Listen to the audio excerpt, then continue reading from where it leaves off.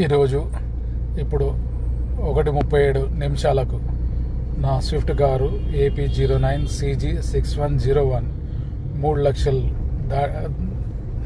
చేరింది. 3 లక్షల కిలోమీటర్లు. ఇవాళ ఆదివారం రోజు.